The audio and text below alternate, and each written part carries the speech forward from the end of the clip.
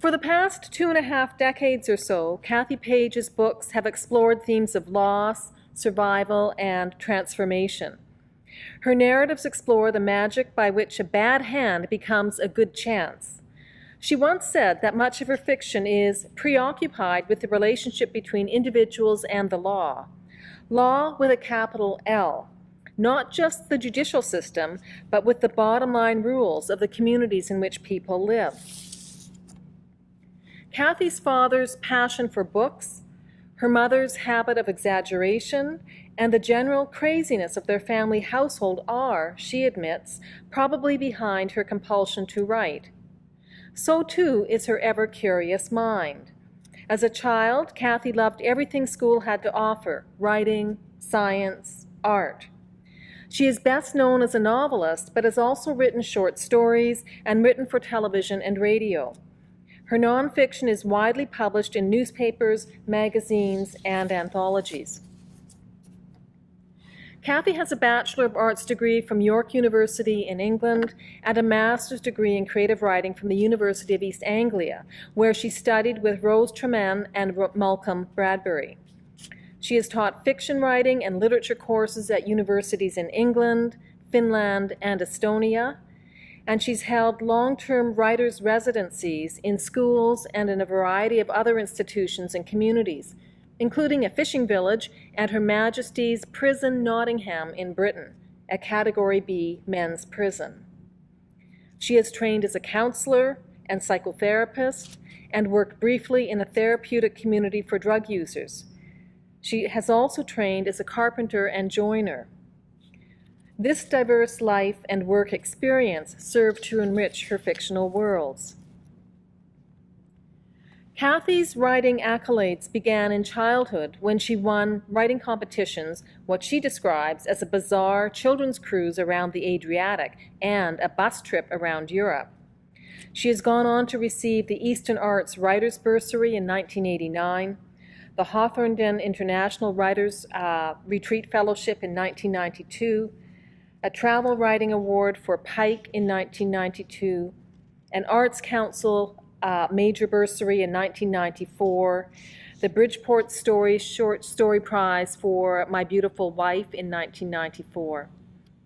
Her fifth novel, The Story of My Face, was longlisted for the Orange Prize in 2002 and is optioned for a feature film. Her sixth, Alphabet, was nominated for a Governor General's Award in 2005. Her latest novel, The Find, 2010, is her first set in Canada and was shortlisted for the Relit Novel Award. Complex characters, emotional depth, and compelling narrative are Kathy's trademarks, as is suspense, both psychological and existential. The British writer Sarah Waters, writing in The Independent on Sunday, selected The Story of My Face as one of her best books of the year, describing it as one of those most compelling and unsettling novels she'd read in ages, which should appeal to fans of classy thrillers and literary fiction alike. The novel is about an adolescent girl, Natalie, who is involved in an extreme religious sect. Part of the novel is set during her adolescence, part when she is in her 40s, and another part takes place long before she was born. These three intimately connected plot lines, set in 3 different time zones, result in a novel that is a deeply layered mixture of psychological thriller and historical analysis. One of the many things that interested Kathy during the writing of this book was to explore how our actions bear fruit over time. Alphabet is the story of Simon Austin, a man who is serving a life sentence for murdering his girlfriend.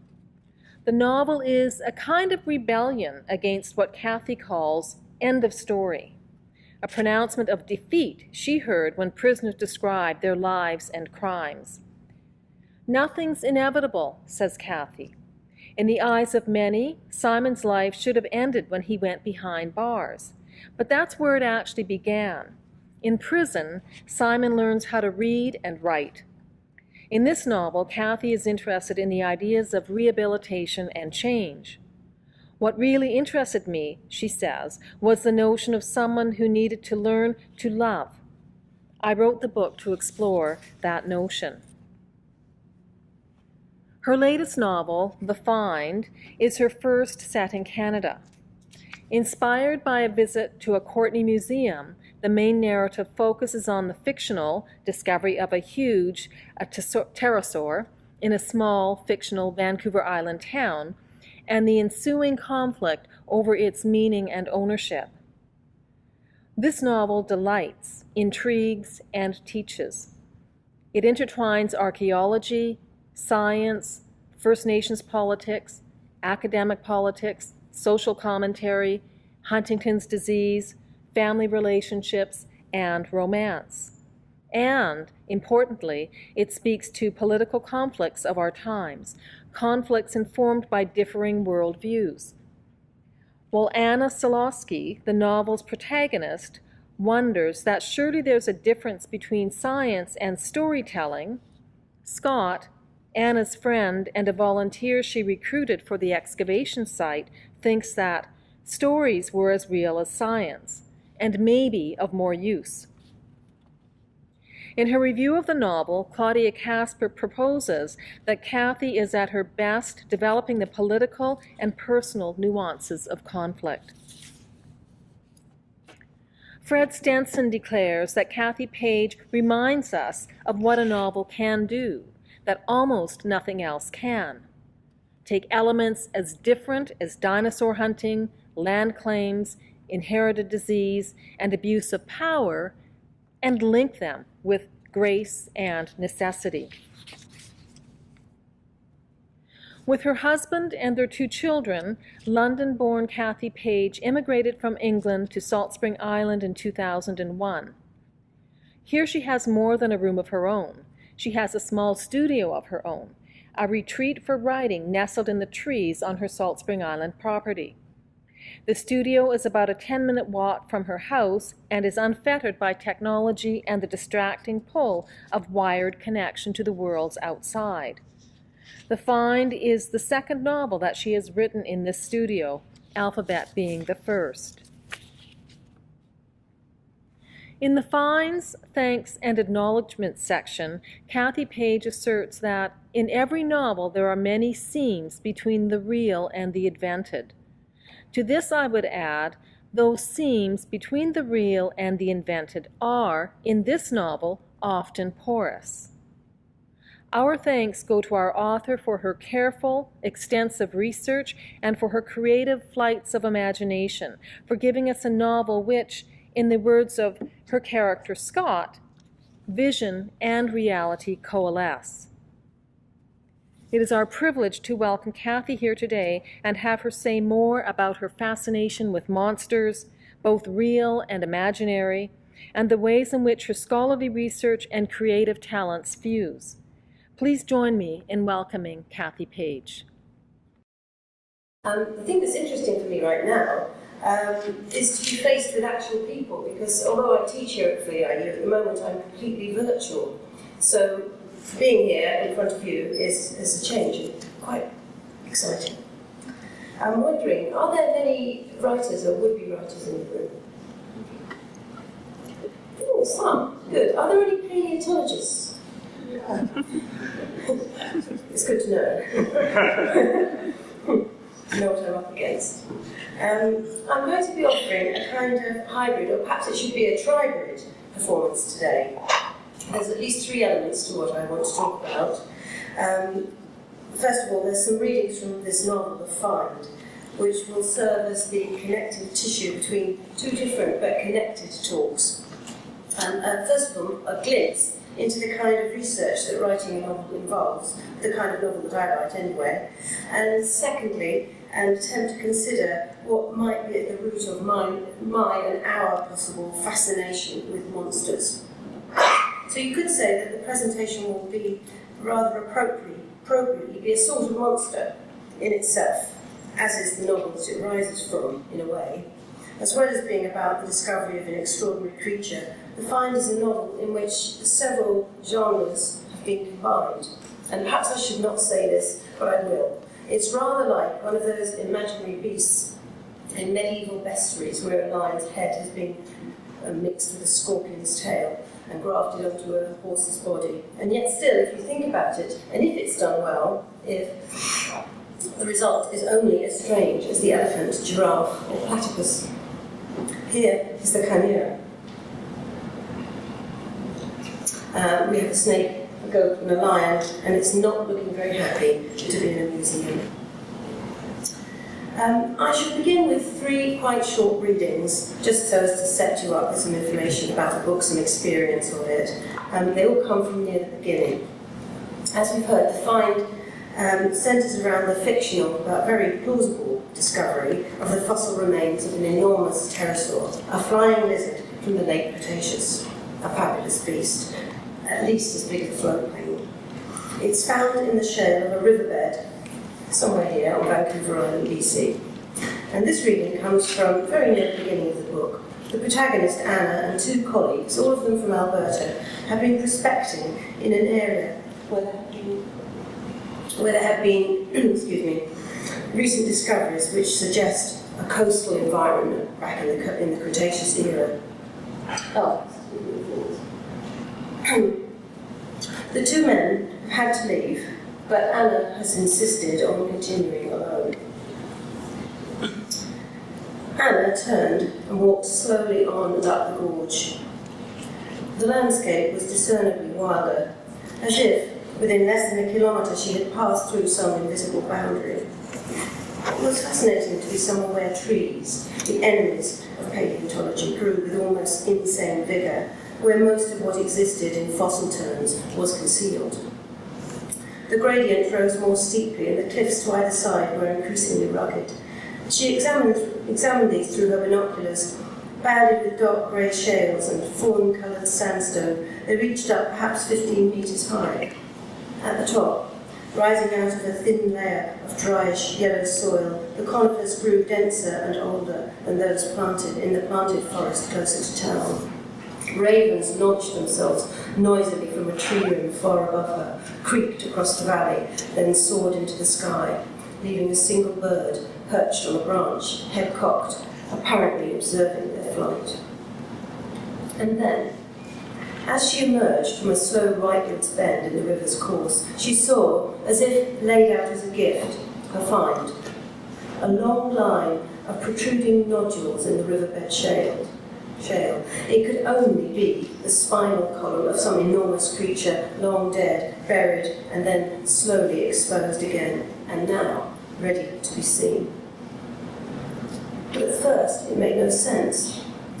The row of grapefruit-sized nodules veered to the right and then shot back at 90 degrees or so, culminating in a narrow, barely exposed shape pointing back to the left. Perhaps a third of the way down was a confused-looking area, from each side of which a narrow length plunged straight down at an angle of about 40 degrees. These 2 lengths were immense, 3 or 4 metres long. They disappeared, reappeared, disappeared again, like crude basting stitches in stone. It looked, if anything, like a gigantic, broken umbrella. And it was only after she had entertained that deeply unscientific thought that she realised what she had found. It was not the marine reptile she had been half hoping for. What she was looking at did not swim, it flew. The long bones were the huge wing fingers of an enormous flying reptile. And now she could see it all quite clearly. An elongated pelican-like skull turned to one side, a bend in the neck. She could make out the position of some of the bones of the arms, the extraordinary extended 4th digit that would have supported the edge of the wing, half open, half folded. Lower down, there was at least a suggestion of another pair of much smaller limbs. Whatever was in there was not only huge, but nearly complete. So this discovery has many consequences, one of which is an intense struggle for ownership of the find and its interpretation. And this is set off between Anna and a colleague, Mike Svensson. Svensson is the villain of this piece. He's a charming, unscrupulous man, one of those workplace sociopaths, a human sort of monster. He wants credit for Anna's discovery, and his first move is to try and gain possession of it by seducing her. Anna, as it happens, is not immune to his charms, but she has her own very complicated reasons for saying no. Anna pulled away. "Believe me, this really won't work." He grabbed her arm. "What is the matter with you?" he said. And, just as she had years ago, she did half admire him for knowing somehow that he was not getting the whole truth. But it was not as if he had a right to it. Since when was there a law that said a person should give a detailed explanation if they decided against fucking someone? "I thought you were asking," she said. "Mike, that's my answer. No, I want to go in. Let me go." He did not release her, but yanked her closer, grabbed some of her hair with his other hand. And it was then that she hit him. Without thinking, she pushed him with her right hand, with her right hand in the face. His nose buckled, her fist slid into his cheekbone, a noise that was hard and wet at the same time. Pain shot up her arm. He gasped, let go of her. She burst into tears. Sorry, she said. Blood was running over his lips and chin. Maybe, Anna thought later, she should have stayed back to look after him, found an ice pack, wrapped it in a cloth. But at the same time, it didn't occur to her. She had never done such a thing before. He was furious. She just wanted to get away. She pushed into the hotel, and the brightness of the lobby and the busy pattern of the carpet seemed extraordinary, surreal in its vividness after the ghostly moonlight outside. And everything she saw shimmered because her tears, once started, would not stop. Another consequence, further on in time, and about halfway through the book, is a relationship that springs up between Anna and a local man, Scott. So the next short reading is from the first time these two characters meet. Scott has had a row with his alcoholic father, and he's at a desperate point in his life. He's gone to the high part of the cliff, which happens to look down over Anna's farm. I'll just change the landscape to a somewhat cliffy image. This is the Trent River, I think. So there's Scott, desperate on top of the cliff, and a very rainy day. Anna is on a reconnaissance, planning the dig that's going to take place coming summer.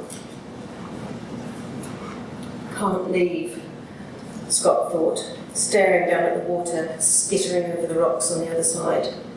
Can't stay. Can't go back to that stinking trailer and live in real life with Mac going under, no chat rooms, no weird and wonderful facts at my fingertips, no credits still owe the bank. What else did he have? Chrissy, a person never actually touched, who posts a photo and tell you what she'd like to do, type in real time how thinking that made her feel, but wouldn't step into your actual existence. Not much of a time. Can't leave, can't stay. The water churned below, fast, not so very deep. Here and there you could still see rock. He thought of the men in wingsuits jumping off their cliff. The rain beat on his skin. Can't leave, can't stay, can't... Hello, a voice said right next to him. A person about shoulder height, wearing bright blue rain gear, had appeared out of nowhere and stood beside him. Hairs rose on his arms at the shock of it, but she was real enough. Female with brown eyes was about all he could tell. She held out a hand, gloved in Gore-Tex. "Mr. Bellevant," she said. "Anna Silowski." "No," he told her, his hands jammed into his pockets. "Oh, but I'm supposed to be meeting you here right now. Does that truck on the road belong to you? Have you been here long? What are you doing here?" "What are you doing here?" he asked, and at that she looked away down at the water. "If you're from Canco," he said, "don't tell anyone in this town." "Well, no, but Mr. Bellevant's." She looked back down the trail and then took out a cell phone. It wouldn't work, but he let her go through with it. He started to shiver, remembered a half joint in the truck, nodded in the direction of the road and set off, the rain beating on his back, his shoes soaked. "Well, I guess there's no point in me waiting there," she said when she caught him up. They took the trail back together in silence. Her white Corolla was parked behind his truck. Hired. No one's saying goodbye, White. You're soaked, she said, as if she'd just noticed him properly for the first time. Are you all right? Just great, thanks, he told her, and slammed the door shut. He fired the engine, stripped off his T-shirt, wiped his hands dry on the other seat. The lighter and the half-smoke were right where he thought he'd left them. He found music, pushed his seat back, lit up. He started on the old script about Mac not being able to help himself because it was a disease. Though, of course, if he'd never even started drinking, it wouldn't have shown itself. It was a kind of potential that had to be activated. Ironic, of course, that Mum saw him as a way out of the kind of life she was in. He was just fine when she met him, she'd said. And maybe his inner alcoholic was just waiting for a good wife to come along so he could safely let rip. And now here he was, picking up where she'd been forced to leave off. It was almost funny, really. Scott was just beginning to relax when a knock on the window jerked him right up in his seat. He wiped it, and there she was again, woman in blue. I'm sorry, my car won't start, but I've got lights. Could it be the alternator? Something? My cell phone still won't pick up. She stood next to him, holding an umbrella, while he checked what he could under the hood. Nothing to be done without parts. He began to see the funny side. Her, the umbrella, him, stoned, with no shirt. He hunted for the tow rope in the back of the truck, but it was gone. I'll drive you into town, he said. I really appreciate this, she told him, as she shoved her laptop under the seat. He turned up the fan, got the wipers up to speed. Stop, he told her, as he heaved the truck into a U-turn. He couldn't see through the back, but hardly anything ever came his way. So, what were you doing up there? Oh, come on, he thought, watching her hesitate. She was trying to avoid advance publicity about the farm. She didn't know what to say, but could not answer. She was good at avoidance, at keeping quiet, but not at outright lies. I'm a paleontologist, she told him. Dinosaurs? He asked, turning to her, and then back to the road. Here? She hesitated again. Well, she said, not exactly dinosaurs, winged lizards, a different part of the evolutionary tree. She wiped the window with a sleeve, then pushed back the hood of the jacket. A huge amount of dark hair, still dry, sprung out to either side. How old was she? He couldn't tell, but it was interesting. Until now, paleontologists had been wind-tanned men with big beards mumbling long words on TV, not women with huge eyes and wild hair. We're hoping to excavate next summer. Cool, he said. Stop there, Anna advised herself. But he was, very kindly, driving her, and she returned the smile. Yes, exciting, she said, though there are issues. It's actually going to be extremely challenging. And then she found herself telling him about the bone, and how it was only millimetres thick and honeycombed with air pockets, yet strong enough to bear the huge strains imposed by flight. And how the creature had a fused section of backbone in its chest area, and wings that were built from membrane stretched onto this enormously long finger, and that this was nothing like a bat's wing or a bird's. And that scientists did not yet agree as to whether the pterosaurs had evolved from the thecodonts or were separate offshoots of the diapsid archosaurs, but certainly they were not at all related to the Cretaceous or Jurassic birds. That flying in all its forms, which included gliding, active flying and soaring, had evolved separately several times, that it was an ability that could also be lost. Likewise, sea-dwelling mammals moved to the land and then back again, the whale being an example.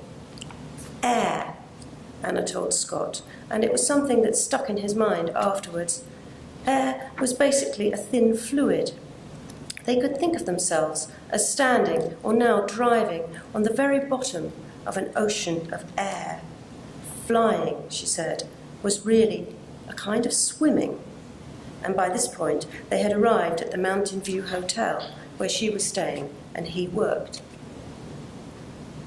So, it's complicated. Alongside the story of the discovery and excavation of the monster, which does not go to plan, there's a suspense element and an unusual love story. All of the storylines push Anna towards a choice that she's been avoiding for some time, whether or not to undergo genetic testing and know her medical fate. embedded in what I hope is a page-turner, there are some more serious questions. The book came out in 2010, and it was researched and written in the main between 2004 and 2008. It was inspired by two things: an article about genetic testing and a visit to the museum at Courtenay, where I saw the elasmosaur.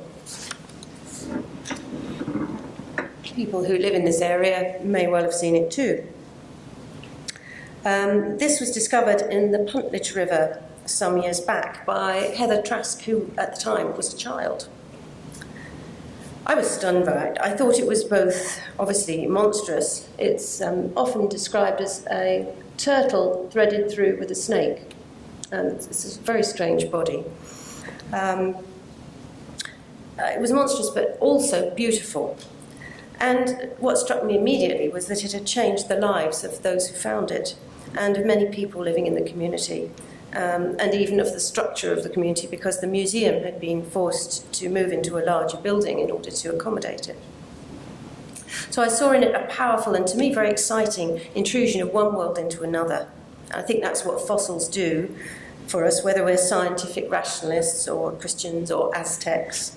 They tell us that something else existed long before we came, that nothing's permanent, and monsters do exist. Depending on your existing beliefs and the state of your ego, this news may be welcome or not. What would it be like to discover such a thing? What would it do to you? I'm interested in change, the ways it occurs, in what alters us, and in how far we can go, and at what point we stop being ourselves, individually and collectively. Following the discovery, and because of it, both of the main characters in my novel go through an extraordinary change, a transformation. From the start, I knew that my female paleontologist would be in the process of some kind of medical scrutiny at the time of making her discovery, the discovery of a lifetime. I knew that there would be two discoveries. Is it always good to know?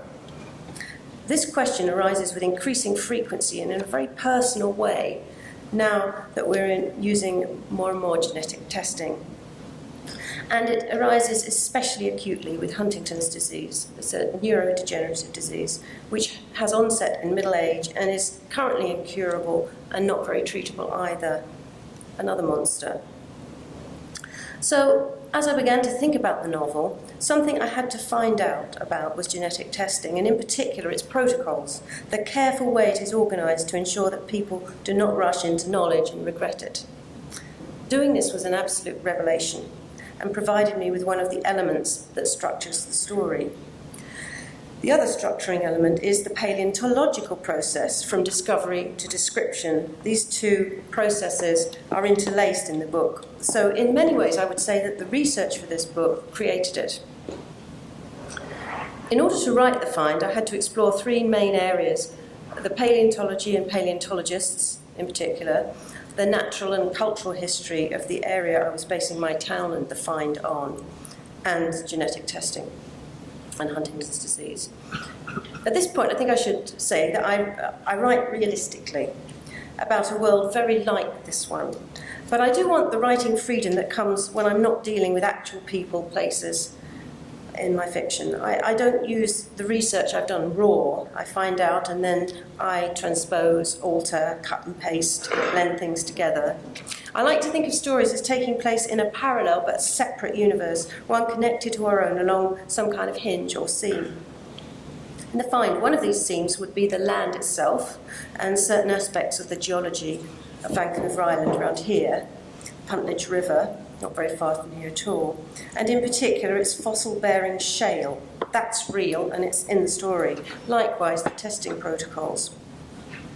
One of my current students put it very beautifully this week when she said, "The membrane between reality and fiction is porous, with components of each passing through the veil and diluting the purity of whichever art form we claim to favour." I think all writers, fiction writers in particular, feel slightly different about that membrane, and this is something we might discuss later. What novelists call research is very different from the scientific kind of research. There are no studies or experiments, no peer reviews. Our research is perhaps analogous to the finding out that biographers, historians and journalists do, but I think it's less focused, more diffuse, less disciplined even, confession time. A novelist's finding out may sometimes involve an inquiry, may send him or her delving for a particular fact, a piece of hidden or obscure information, but often, and often simultaneously, it's a quest to accumulate authentic detail, a desire to absorb as much as possible, from the trivial to the fundamental, about an area of life not the writer's own. What would a character's training have involved? What does a paleontologist's office look like? What would the streets smell like? Would the river have been high or low? These kind of questions. Writerly research is pragmatic and selective, at least mine is. I'm looking for a feel of the territory. I'm looking for what I need, gathering pieces that attract my attention or look useful. At the same time, I'm very open to being surprised. So think of a sculptor gathering recyclables. So some scrap wood. And this is eventually going to be formed into a whole. This next slide is scrap wood sculptures by Enrique Oliveira. Wonderful. These are all made out of plywood from skips. Or Vermontosaurus, also made out of scrap wood, but sad to say it fell down after a year or so. I'll leave it up, it's fun. Perhaps in writing fiction, the real research, the posing of questions, the commitment to an open-ended sort of inquiry is the writing of the book itself. I had many questions.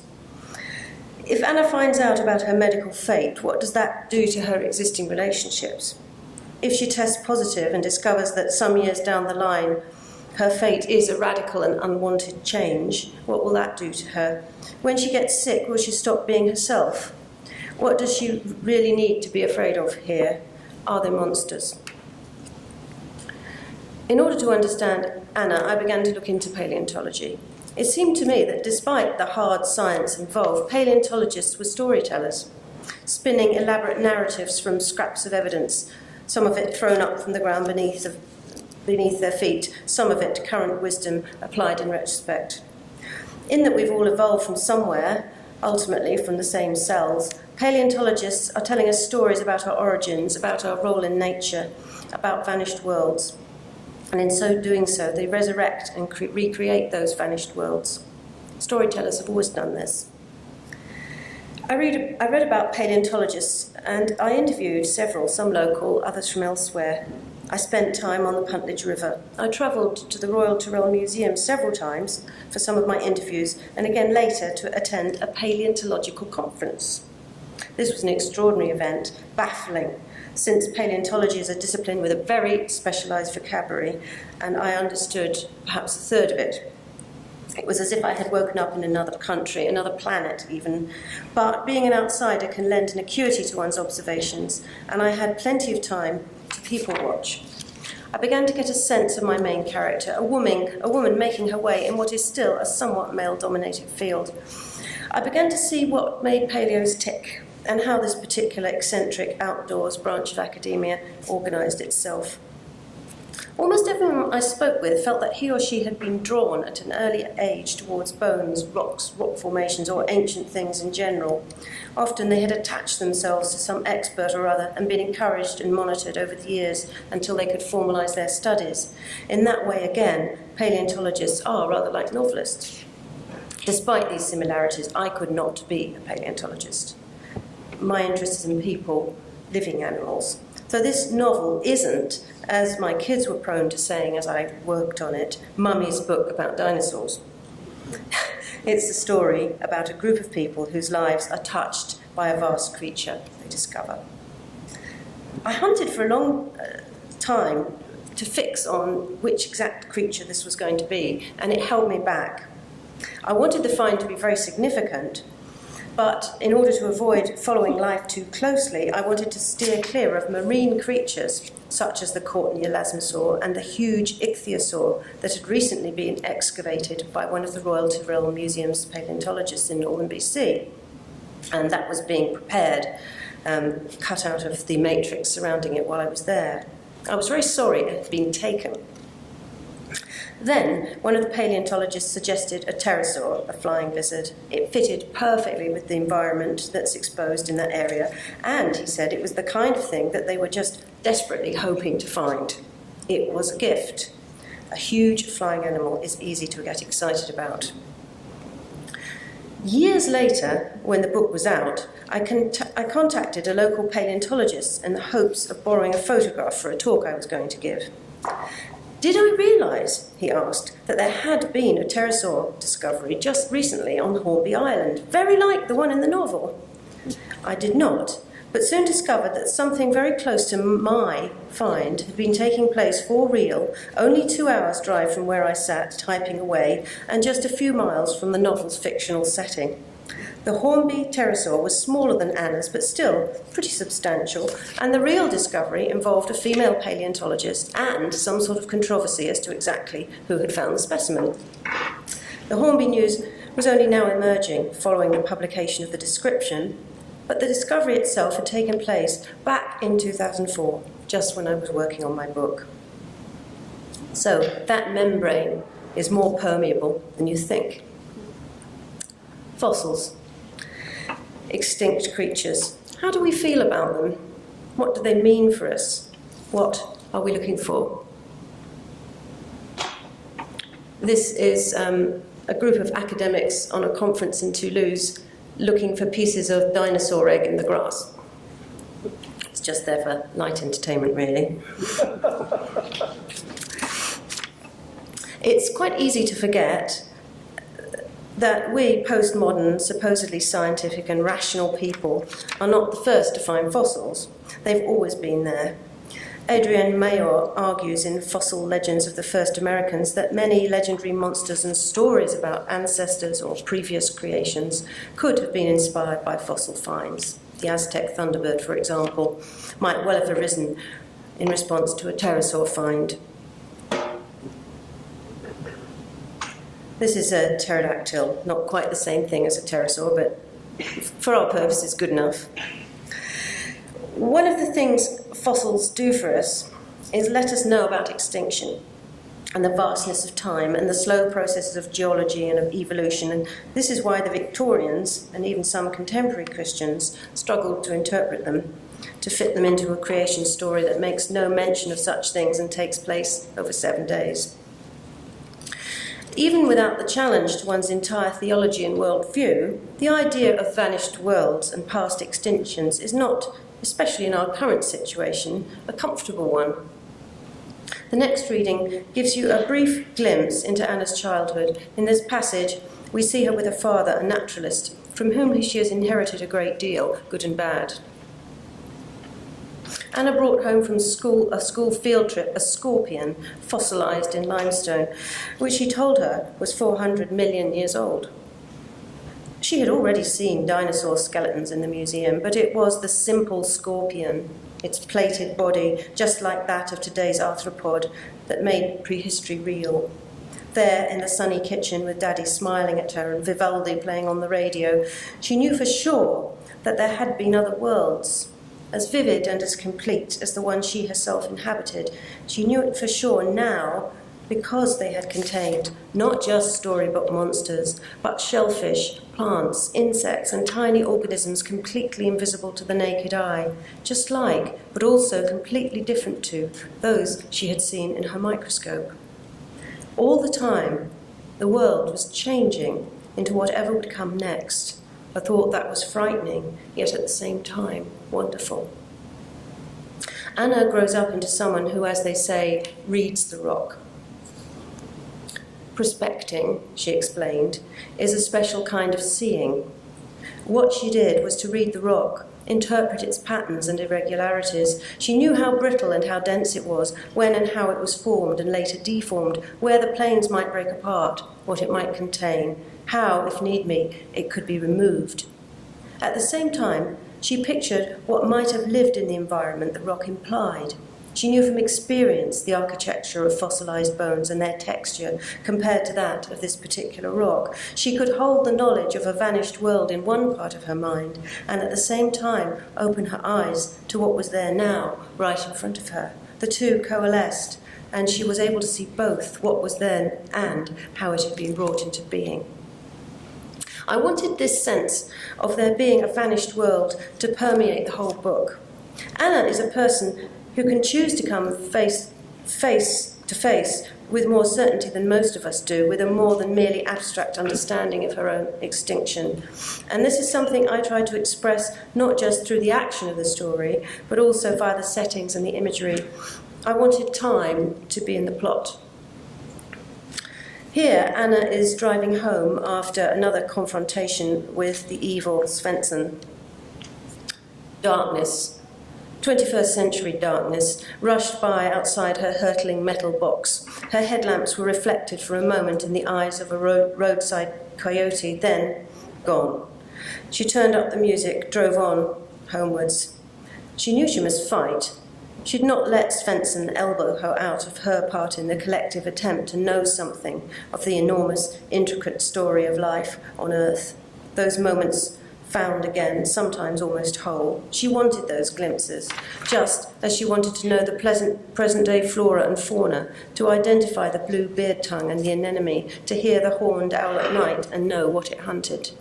Knowing this was what she was for. She passed through the town, which was bathed in yellow streetlight. In the park, presided over by an anatomically incorrect apatosaurus, a few teenagers skateboarded in the floodlit area close to the tennis courts. She put her foot on the gas, and night surrounded her again.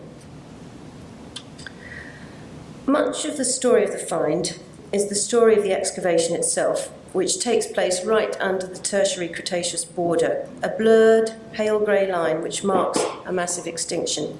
It runs at about shoulder height along the side of the gorge the river has created, and to varying degrees, many of the characters in the novel are aware of past extinctions and of the potential for others. Here, from early in the excavation section of the book, is some of the campfire conversation. Scott is the odd man out here. He's bright, but a high school dropout amongst a group of highly educated paleontology students. Ursa Major and Minor, the two bears, Felix said quietly, as if the stars might overhear them. And over there, the swan, the eagle. No one else could see the swan or the eagle, and they argued over what they did see. Scott, silent, peered into the swirling mass of stars above him. It was like a thick liquid boiling, and eventually, by hanging on to what Felix said, he thought he could make out Draco, the dragon, towards the north. Thousands of years ago, it was the north, Felix said. One of its stars was the pole star, and the dragon used to spin over our heads. Since then the world has shifted on its axis.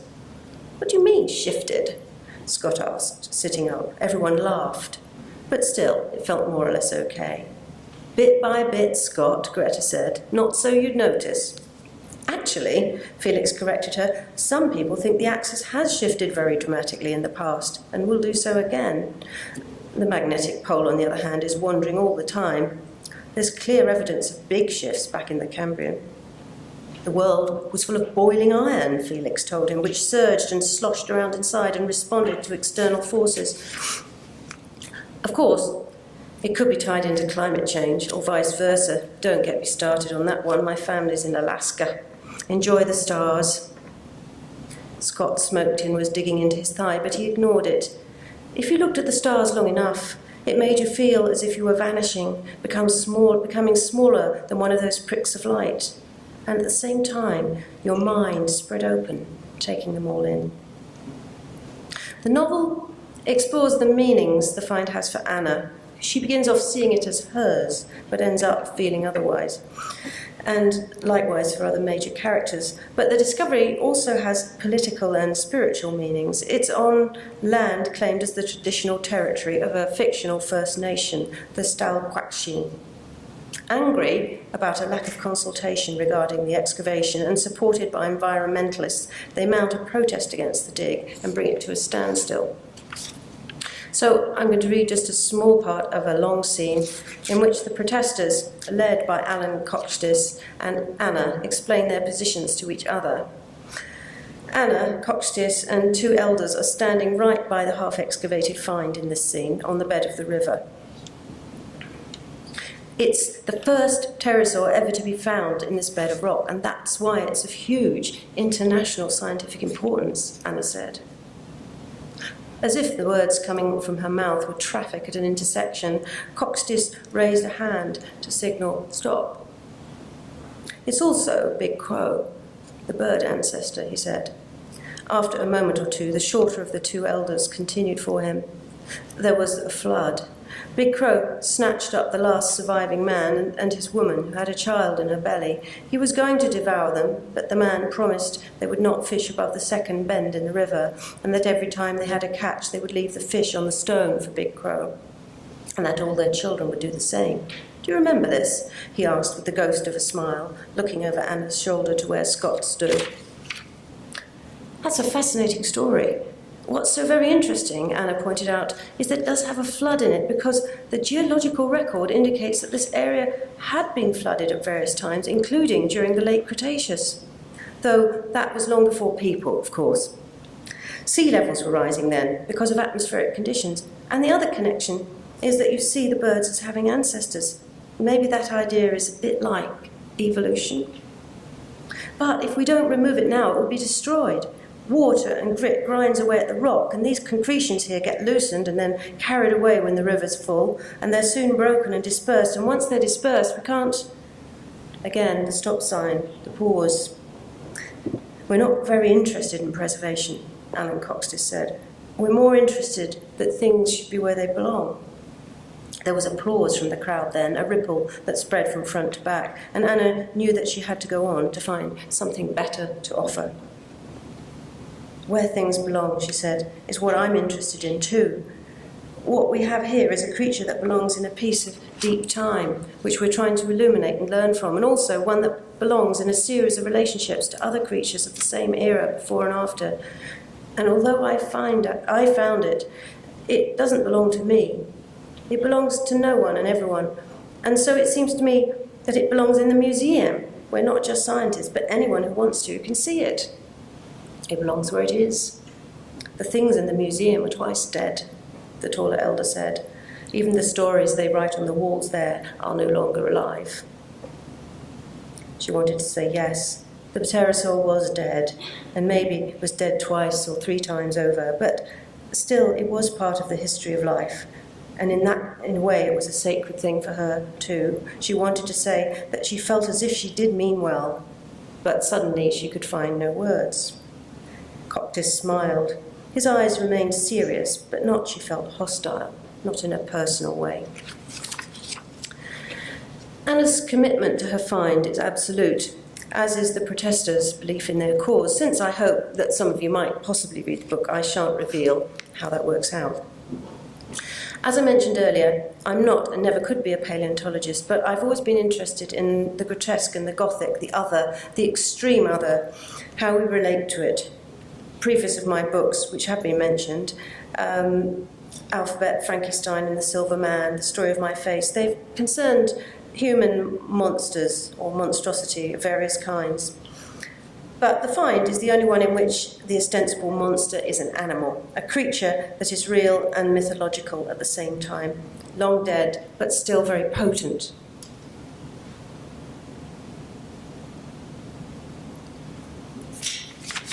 So this is an actual pterosaur from National Geographic. Monsters, real and imaginary, have been with us since we began telling stories. Remember, we once hunted. Early humans coexisted with the mammoths. Monsters have become figures of speech, but once they were more real. And still, in a world of vanishing and diminished species, they are everywhere. They populate stories of all kinds, stories for small children, for teens, for adults. I think there's actually a rush of monster at the moment. I noticed recently how many stories there are about tigers, which are actual creatures but do have something monster-like about them.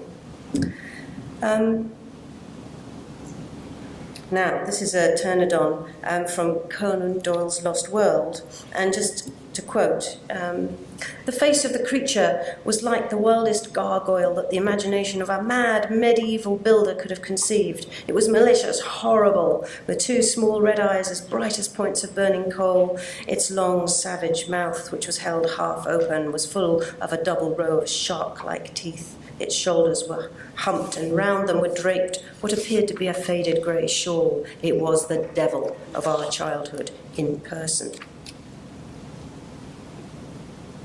Here's the Hydra, another figure of speech, and I actually think this is a very good representation of an email inbox. All over the world, monsters populate our dreams, stories, and holy books. Sphinxes.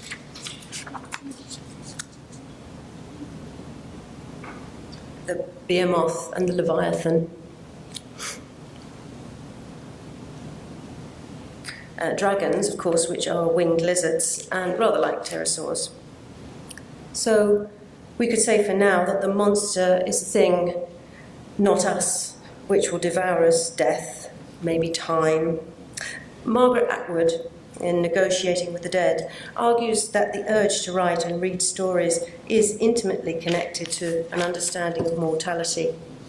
All writing of the narrative kind, and perhaps all writing, she says, is motivated deep down by a fear of and a fascination with mortality, by a desire to make the risky trip to the underworld and to bring someone or something back. It's interesting, actually, that Margaret Atwood is currently collaborating on a zombie novel. And it's interesting, too, that being reminded of our own extinction is terrifying.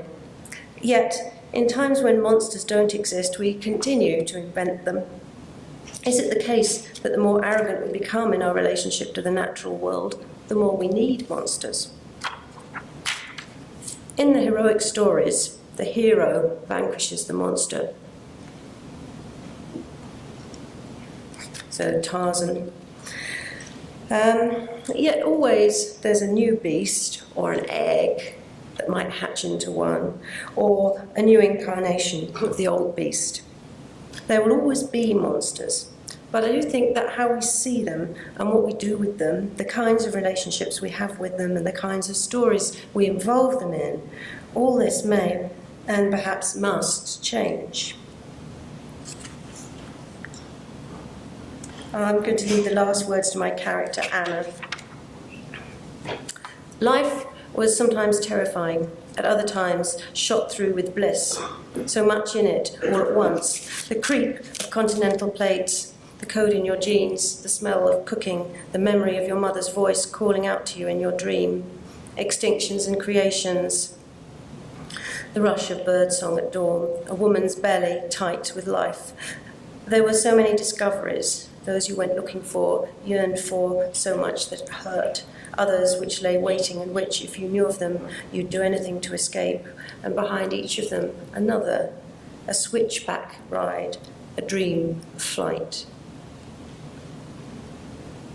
And this last picture is a modern-day dream of flight. These lovely pterosaurs were made at the University of Portsmouth to celebrate the 350th anniversary of the Royal Society in England, and they were shown like this in the South Bank of London as part of a festival of arts and sciences.